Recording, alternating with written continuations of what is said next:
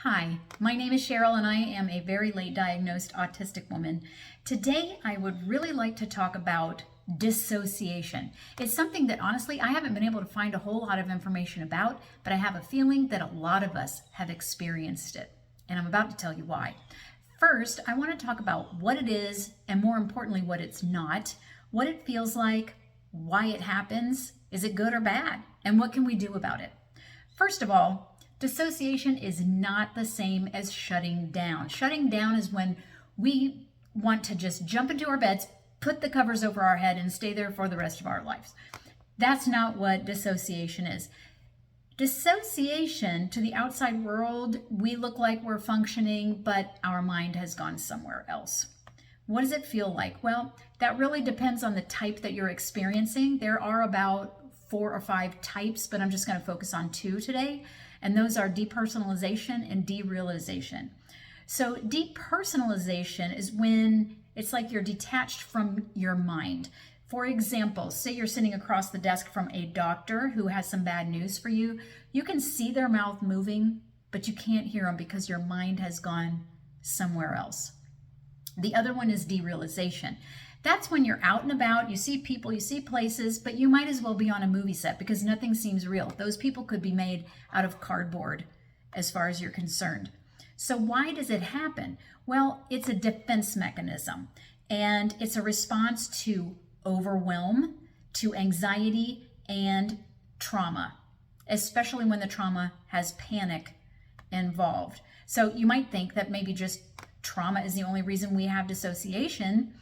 But let me put give you a few more pieces of the puzzle.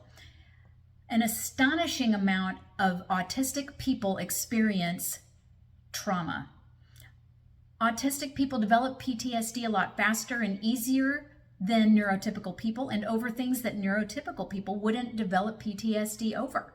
And interpersonal trauma is way more predictive of PTSD than even natural disasters or accidents, which is just astounding.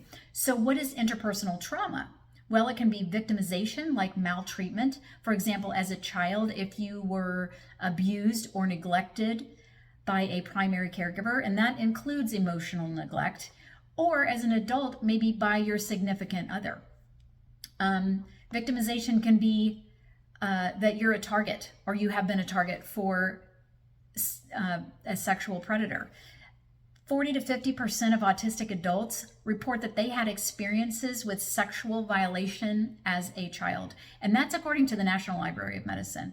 Horrible.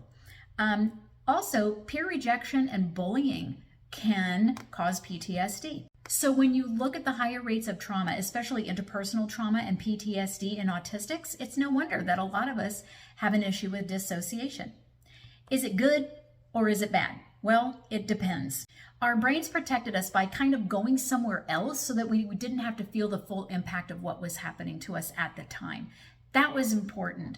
But if this becomes a habit and we're dissociating even during times that are not traumatic, then we're not fully experiencing what's going on around us. We're not living in the present, and we might miss some details, good or bad. For example, red flags. The other thing is that we're missing out on connections with people and places, and that's not good. So what can we do about it? There's a woman named Dr. Tori Olds on YouTube. I'm going to put her link in the description. She talks about internal family systems, or IFS therapy. What she says is that we are all made up of many parts, which makes sense, and we have a protector part. So what we can do, one step in helping us with the issue of dissociation, is to thank that protector part for helping us when we needed it, but also telling it that we are safe now and we don't need it anymore. Another thing we can do is practice grounding, and there are a couple of ways we can do that. Either sit outside or walk outside and experience all of your senses. What do you feel? Do you feel the breeze? Do you feel the sun on your face? Do you see beautiful flowers? Do you hear birds? Count how many bird sounds. That's what I love to do. Or you can go outside and walk barefoot in the grass, especially after it rains. That's a great grounding technique. So let me know what you think. Let me know if you've experienced dissociation, because I would I would really like to think that I'm not the only one who's experienced this, and I have a feeling I'm not. Also, if you have gotten value out of this video, please consider hitting the like button or subscribe or even the little bell so you get notified for the next video. I hope you all have a wonderful day, and I'll talk to you next time.